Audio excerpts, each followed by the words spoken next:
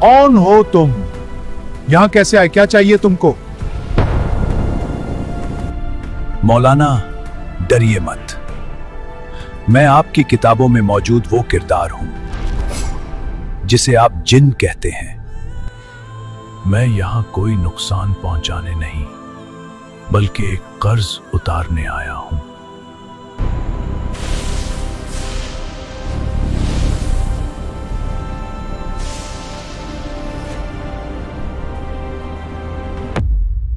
एक आलिम दीन अपना किस्सा बयान करते हुए कहते हैं, 2018 के उस एक रात ने कायनात को देखने का मेरा नजरिया ही बदल कर रख दिया।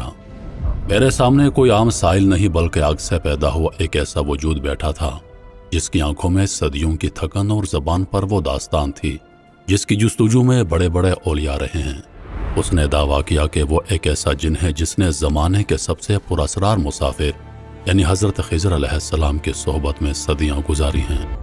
ए मौलाना, तुमको ये जानकर हैरत होगी, मैंने खिज़र के साथ 500 साल गुजारे हैं। आज मैं आपको वो किस्सा सुनाने जा रहा हूं जो उस जिन ने मुझे सुनाया। एक ऐसी दास्तान जो समंदरों की गहराइयों से शुरू होकर इंसानी तारीख के गुमनाम गोशों तक फैली हुई है। ये वो वाक़यात हैं जो किसी किताब में नहीं, बल्कि सिर्फ उन लोगों के सीनों में महफूज हैं जिन्हें खिज़र अलैहिस्सलाम की हमराही नसीब हुई। वो कहते हैं कि मेरा नाम मौलाना अब्दुल हई है और मैं एक तवील अरसे से कदीम मखतूतात और तारीख़ अंबिया पर तहकीक कर रहा हूँ। यह वाक़या 2018 की एक सर्द रात का है, जब मैं अपने हुजरे में अकेला बैठा एक पुरानी किताब का मुताला कर रहा था। रात का पिछला पहर था और चारों तरफ ऐसी खामोशी थी कि मेरे कलम के चलने की आवाज़ भी वाज़ेह सुनाई दे रही थी। अचानक कमरे की हवा बोझल होने लगी, चराग की लो तड़पी और दीवारों पर बनने वाले साए गैर कुदरती तौर पर लंबे होने लगे। मुझे महसूस हुआ जैसे मेरे पीछे कोई खड़ा है, हालांकि हुजरे का दरवाजा अंदर से बंद था। मैंने मुड़कर देखा तो मेरे होश उड़ गए। मेरे सामने एक नहीफ मगर इंतहाई तवील कामत शख्स खड़ा था जिसका लिबास सदियों पुराना मालूम होता था और उसकी आंखें इंसानी आंखों जैसी नहीं थीं।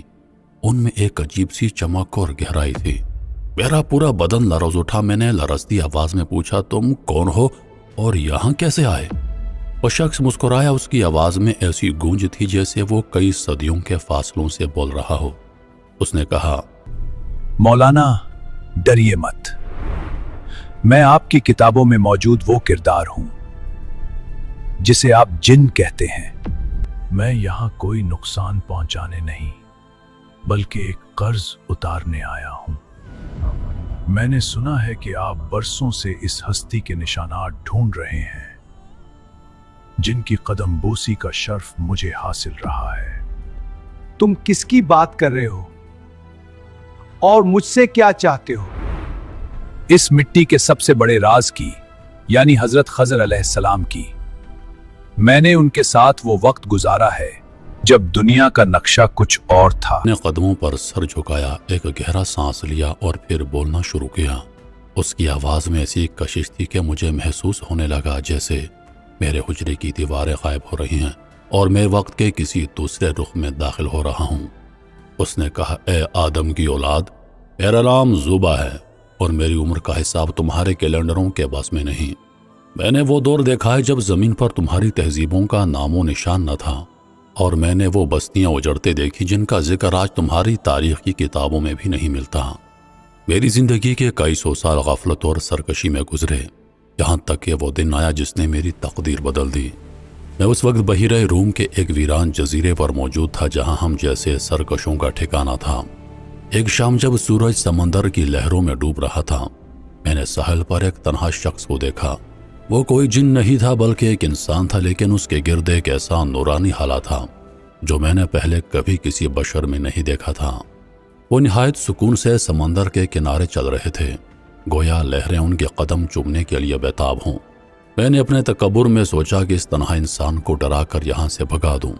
मैंने खोलनाक शक्ल इख्तियार की, बादलों की तरह गरज कर उनके सामने आया और जमीन व आसमान को हिला देने वाली चीख मारी, लेकिन वो शख्स जरा बराबर ना चौंका। उन्होंने सर उठाकर मेरी तरफ देखा। उनकी आंखों में ना खौफ था ना गजब, बल्कि एक अजीब सी हमदर्दी थी। उन्होंने निहायत नरम आवाज में कहा, ए ज़ुबा, کیا تو ابھی اپنی اوقات سے بے خبر ہے؟ کیا تجھے وہ وقت یاد نہیں جب تمہارے آبا و اجداد کو اللہ کے سامنے جھکنے کا حکم ہوا تھا؟ میرا نام سن کر میرے ہاتھ پاؤں ٹھنڈے ہو گئے، میرا سارا جاہ و جلال خاک میں مل گیا۔ میں نے کانپتے ہوئے انسانی روپ دھارا اور ان کے قدموں میں گر گیا۔ میں نے پوچھا، آپ کون ہیں اور آپ میرا نام کیسے جانتے ہیں؟ انہوں نے مسکرا کر فرمایا، لوگ مجھے خضر کہتے ہیں۔ مجھے زمین اور سمندروں کے ان راستوں پر چلنے کا حکم دیا گیا ہے جہاں اللہ کی حکمتیں پوشیدہ ہیں۔ میں نے سنا تھا کہ ایک ایسی ہستی اللہ کی زمین پر موجود ہے جو وقت کی قید سے آزاد ہے اور جسے علم لدنی عطا کیا گیا ہے۔ میں نے گڑ گڑا کر عرض کی، اے اللہ کے برگزیدہ بندے، مجھے اپنی غلامی میں لے لیجئے، میں اس سرکشی سے تھک چکا ہوں، میں وہ دیکھنا چاہتا ہوں جو آپ دیکھتے ہیں۔ خضر علیہ السلام نے میری طرف دیکھا اور فرمایا، میرا سفر کٹھن ہے زوبا، میں وہاں جاتا ہوں جہاں عقل کام نہیں کرتی، میں وہ کرتا ہوں جو ظاہر میں ظلم نظر آتا ہے مگر باطن میں رحمت ہوتا ہے۔ اور پھر انہوں نے مجھے اپنی شاگردی میں لے لیا، اور پھر اس دن سے میرے اس طویل سفر کا آغاز ہوا جو صدیوں پر محیط تھا۔ ہم نے ایسے ایسے شہر دیکھے جو آج سمندروں کے نیچے دفن ہو چکے ہیں۔ میں ان کے پیچھے ایک سائے کی طرح چلتا رہا۔ ایک بار ہم ایک ایسی بستی سے گزرے جہاں قحط کا راج تھا، لوگ پیاس سے مر رہے تھے۔ میں نے سوچا کہ اب حضرت خضر علیہ السلام یہاں اللہ سے دعا کریں گے اور بارش ہوگی، لیکن انہوں نے کیا کیا؟ انہوں نے اس بستی کے واحد کنویں میں مٹی ڈال کر اسے بند کر دیا۔ میں چیخ اٹھنے والا تھا کہ میں چپ ہو گیا۔ کئی سال بعد جب میں دوبارہ وہاں سے گزرا تو دیکھا کہ جہاں کنواں بند کیا گیا تھا وہاں سے اب میٹھے پانی کی 7 نہریں پھوٹ رہی تھیں جنہوں نے پورے صحرا کو گلزار بنا دیا تھا۔ مولانا کہتے ہیں کہ جن کی باتیں سن کر میرا سانس سا رک گیا، وہ جن اپنی آنکھوں میں موندے گویا صدیوں پیچھے جا چکا تھا، اور پھر اس نے اپنی داستان کا وہ حصہ شروع کیا جو عقل انسانی کو حیرت زدہ کر دیتا ہے۔ اے ابن آدم، اے آدم زاد، تم نے اپنی کتابوں میں سکندر اعظم اور چشمہ حیات کی بہت سی کہانیاں پڑھی ہوں گی، لیکن میں اس وقت وہاں موجود تھا جب سکندر اس پانی کی تلاش میں بھٹک رہا تھا۔ حضرت خضر نے مجھے حکم دیا کہ میں ان کے ساتھ ظلمات کے اس علاقے کی طرف سفر کروں جہاں روشنی کی رسائی نہیں تھی۔ ہم زمین کی تہوں میں اترتے گئے۔ وہاں نہ سورج تھا نہ چاند، صرف ایک عجیب سی نیلی روشنی تھی جو چٹانوں سے پھوٹ رہی تھی۔ خضر علیہ السلام خاموشی سے چل رہے تھے جیسے وہ ہر پتھر اور ہر موڑ سے واقف ہوں۔ اچانک ہم ایک ایسے مقام پر پہنچے جہاں ایک چشمہ ابل رہا تھا۔ اس کا پانی دودھ پیا اور پانی پیا۔ انہوں نے میری طرف دیکھ کر فرمایا، زوبا، یہ وہ مقام ہے جہاں قضاء اور قدر کے فیصلے ملتے ہیں۔ جس نے یہاں کا پانی پی لیا وہ سورہ اسرافیل تک مہلت پا گیا۔ کچھ دیر بعد ہم نے سنا کہ ذوالقرنین کی فوج کی آہٹ قریب آ رہی ہے۔ ذوالقرنین جنون کی حد تک اس چشمے کا پیاسا تھا۔ میں نے عرض کی، اے اللہ کے بندے، کیا آپ اسے راستہ نہیں دکھائیں گے؟ خضر علیہ السلام نے مسکرا کر فرمایا، نصیب کا لکھا کوئی نہیں مٹاتا، یہ پانی صرف اس کے لیے ہے جسے قدرت نے چنا ہے۔ ذوالقرنین کے مقدر میں دنیا کی بادشاہت ہے، دوام نہیں۔ اور میں نے اپنی آنکھوں سے دیکھا کہ ذوالقرنین اور اس کے ساتھی اس چشمے سے محض چند گزلے کے فاصلے پر تھے، اگر ان کی آنکھوں پر ایسی دھند چھا گئی کہ وہ اس کے سامنے سے گزر گئے اور اسے دیکھ نہ سکے۔ مولانا نے لمبا سانس لیا۔ ان کی آنکھیں اب بھی اس تحریر پر جمی تھی جو انہوں نے اس رات اس پراسرار ملاقات کے بعد لکھی۔ جن نے اپنی داستان کو مزید گہرا کرتے ہوئے کچھ ایسے واقعات چھیڑے جنہوں نے انسانی تاریخ کے رخ موڑ دیے ہیں۔ اے عالم دین، تم نے اصحاب کہف کا ذکر تو سنا ہوگا، لیکن کیا تم جانتے ہو کہ جب وہ نوجوان اس غار میں ابدی نیند سو رہے تھے، وہ اس غار کی حفاظت پر کون مامور تھا؟ حضرت خضر مجھے اس پہاڑ کے دامن میں لے گئے جہاں وہ غار موجود تھا۔ انہوں نے مجھ سے فرمایا، زوبا، یہ وہ ہستیاں ہیں جنہوں نے وقت کے جابر بادشاہ کے سامنے کلمہ حق بلند کیا۔ اب قدرت انہیں رہتی دنیا تک ایسی نشانی بنانا چاہتی ہے۔ میں نے دیکھا کہ وہ نوجوان سو رہے تھے اور ان کا کتا غار کی چوکھٹ پر ہاتھ پھیلائے بیٹھا تھا۔ خضر علیہ السلام نے غار کے دھانے پر ایک ایسی ہیبت طاری کر دی کہ اگر کوئی انسان وہاں سے گزرتا تو اس کا دل خوف سے پھٹ جاتا۔ ہم وہاں کئی 100 سالوں تک قیام پذیر رہے۔ میں نے اپنی آنکھوں سے دیکھا کہ کیسے سورج کی روشنی ان کے جسموں کو چھوئے بغیر دائیں بائیں سے کترا کر نکل جاتی۔ خضر علیہ السلام اکثر ان کے سرہانے کھڑے ہو کر ان کے حق میں دعا فرماتے اور مجھے کہتے، اللہ کے کچھ بندے ایسے بھی ہوتے ہیں جن کے لیے وہ وقت کی رفتار کو تھام لیتا ہے۔ ایک بار ہم بابل کے قدیم کنویں کے پاس سے گزرے۔ فضا میں جادو کی بو رچی ہوئی تھی۔ خضر علیہ السلام کے چہرے پر ایک خاص جلال تھا۔ انہوں نے زمین پر اپنا عصا مارا اور مجھے وہ تہخانہ دکھایا جہاں ہاروت اور ماروت نامی فرشتوں کا قصہ جڑا تھا۔ انہوں نے مجھے بتایا کہ کیسے جادو انسانیت کے لیے ایک آزمائش بن کر اترا۔ انہوں نے چٹان پر کچھ الفاظ لکھے اور مجھ سے کہا، زبا یاد رکھنا، جادو صرف نظر کا دھوکہ ہے جبکہ معجزہ حقیقت الہی ہے۔ انسان جب اللہ کو چھوڑ کر ان سفلی قوتوں کے پیچھے بھاگے گا تو وہ اپنی روح کا سودا کر بیٹھے گا۔ میں نے دیکھا کہ وہ جگہ لرز رہی تھی جیسے کوئی قید وجود باہر نکلنے کے لیے بیتاب ہو۔ خضر علیہ السلام نے وہاں ایک ایسا حصار قائم کیا جو قیامت تک کوئی جن یا جادوگر نہیں توڑ سکتا۔ ایک صدی گزری تو ہم ایک ایسی کشتی پر سوار تھے جس کا کوئی بادبان نہیں تھا۔ ہم ایک ایسے جزیرے پر پہنچے جہاں درختوں سے پھل نہیں بلکہ جواہرات لٹک رہے تھے، لیکن وہاں کی فضا میں ایک عجیب سی دہشت تھی۔ خضر علیہ السلام نے وہاں ایک پرانی قبر کے پاس قیام کیا۔ انہوں نے مجھ سے فرمایا، یہ اس شخص کی قبر ہے جس نے دنیا میں سب سے پہلے تکبر کیا تھا، مگر آج اس کا نام لینے والا کوئی نہیں۔ مولانا فرماتے ہیں کہ جن کی آنکھوں میں ایک دم میں ایک عجیب سی چمک ابھری جیسے وہ کسی بہت قدیم اور خوفناک یاد کو کرید رہا ہو۔ اس نے اپنا ہاتھ فضا میں لہرایا اور بولا، مولانا آپ نے عاد اور سمود کے قصے تو سنے ہوں گے، لیکن میں آپ کو اس تہذیب کے بارے میں بتاتا ہوں جس کا نام و نشان بھی زمین نے نگل لیا۔ ارم ذات العماد، ستونوں والا وہ شہر جس کی مثال دنیا میں کہیں نہیں تھی۔ ہم ایک ایسے صحرا سے گزر رہے تھے جہاں کی ریت سرخ تھی اور ہوائیں آگ کی طرح جھلساتی تھیں۔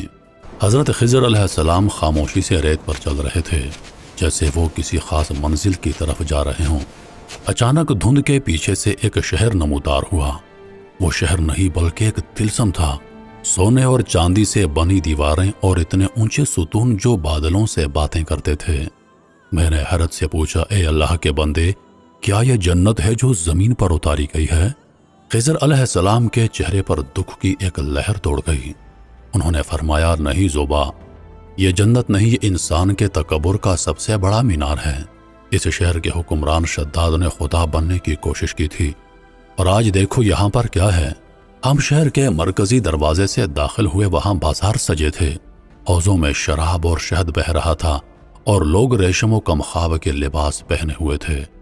لیکن ایک عجیب بات تھی، وہاں کوئی آواز نہ تھی، سب کچھ ساکت تھا جیسے وقت تھم گیا ہو۔ میں نے ایک شخص کو چھونے کی کوشش کی تو وہ ریت کے ڈھیر کی طرح بکھر گیا۔ خضر علیہ السلام ایک عظیم و شان محل کے سامنے رک گئے جہاں شداد کا تخت تھا۔ وہاں ایک کتبہ لکھا تھا جس پر درج تھا، میں نے یہ شعر اس لیے بنایا کہ میں موت کو شکست دے سکوں۔ خضر علیہ السلام نے اس کتبے کی طرف اشارہ کر کے فرمایا، زوبا، جس وقت شداد اس شہر کے دروازے پر پہنچا اور اپنا ایک پاؤں رکاب سے نکال کر زمین پر رکھنا چاہا، اسی وقت ملک الموت نے اس کی روح قبض کر لی۔ وہ اپنی بنائی ہوئی جنت کا ایک نظارہ تک نہ کر سکا۔ اسی لمحے زمین لرزنے لگی۔ مجھے ایسا محسوس ہوا جیسے صحرا کی ریت ایک جوہکل ازدہے کی طرح شہر کو نکل رہی ہو۔ خضر علیہ السلام نے میرا ہاتھ تھاما اور ہم پلک جھپکنے میں اس شہر سے باہر ایک پہاڑی پر کھڑے تھے۔ میں نے پیچھے مڑ کر دیکھا تو وہاں صرف ریت کے ٹیلے تھے۔ وہ ستونوں والا شہر ایسے غائب ہوا جیسے کبھی تھا ہی نہیں۔ خضر علیہ السلام نے میری طرف دیکھا اور ایک ایسی بات کہی جو آج بھی میرے کانوں میں گونجتی ہے، زوبا، جب انسان مٹی سے بن کر مٹی پر اکڑنے لگے تو قدرت اسے مٹی ہی بنا دیتی ہے۔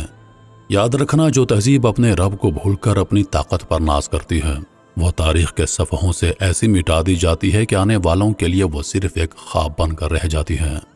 مولانا فرماتے ہیں کہ جن کی گفتگو اب اپنے اختتام کے قریب تھی، لیکن اس کے لہجے میں اب پہلی جیسی اپنائیت نہیں بلکہ ایک عجیب سی لرزہ خیز سنجیدگی آ گئی تھی۔ اس نے کھڑکی سے باہر آسمان کی طرف دیکھا اور بولا، مولانا، اب وہ بات سنیے جس کی وجہ سے مجھے آپ کے پاس بھیجا گیا ہے۔ یہ وہ پیش گوئی ہے جو حضرت خضر نے مجھ سے اس وقت کی تھی جب ہم آخری بار دو سمندروں کے ملاپ پر ملے تھے۔